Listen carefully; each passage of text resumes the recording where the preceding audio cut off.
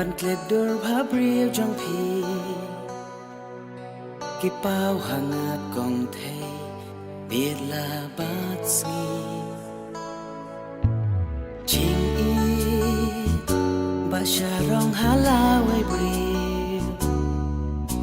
hapur thei shisha om jing pos ni